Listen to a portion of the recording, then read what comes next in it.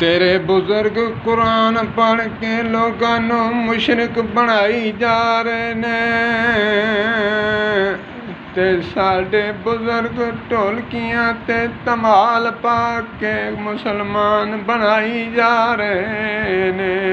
سمجھ تو گئے ہوں گے آپ جو سوشل میڈیا سے وابستہ ہے وہ تو سمجھ گیا ہوگا کہ یہ بیان جو ہے کس پارٹی کا ہے۔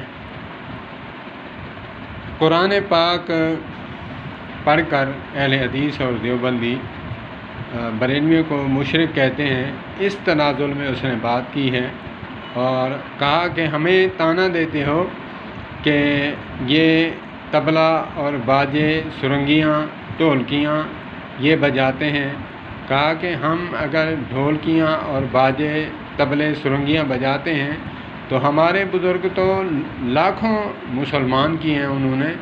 اس تنازل میں اس نے بات کی، اس نے کافی وہ کیا، لوگ اس کی ویڈیو کو ایسے شیئر کر رہے ہیں ویوز لینے کے لیے، سبسکرائبر بڑھانے کے لیے، کہ اس نے جو ہے قرآن کی توہین کی ہے، اس نے جو ہے قرآن پاک کی توہین کی ہے، اپنے بزرگوں کو جو ہے اس نے اوپر مانا ہے۔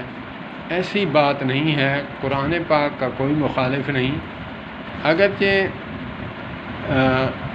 قرآن پاک کی کچھ آیات ہیں جس کے سمجھ میں نہ آئیں تو وہ تو ہے ٹھیک ہے، لیکن مسلکی لحاظ سے اس نے اپنے مسلک لحاظ سے اس نے اپنے حساب سے ٹھیک کہا کہ تم اگرچہ قرآن پاک پڑھتے ہو تو ہمیں مسلمانوں کو جو ہے مشرک اور جو ہے کافر کہتے ہو، اور ہمارے بزرگ جو ہیں وہ طبلے سرنگیاں بجاتے تھے، ڈھولکیاں بجاتے تھے، تو انہوں نے تو لاکھوں کو مسلمان کیا ہے، تو پھر تم ٹھیک ہو یا ہم ٹھیک؟ اللہ پاک ہمیں سمجھ عطا فرمائے۔ اللہ پاک ہمیں، بھائی کون کسی کو گستاخ اور مشرک کہتا ہے؟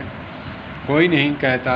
جو قرآن پاک کی آیت کی زد میں آ گیا وہ تو قرآن پاک ہے، تو اللہ پاک ہمیں سمجھ عطا فرمائے۔ اللہ پاک ہمیں بزرگوں کی ان تعلیمات کے پیچھے چلنے کی توفیق عطا فرمائے جو قرآن و سنت کے موافق ہے۔ والسلام علیکم ورحمۃ اللہ۔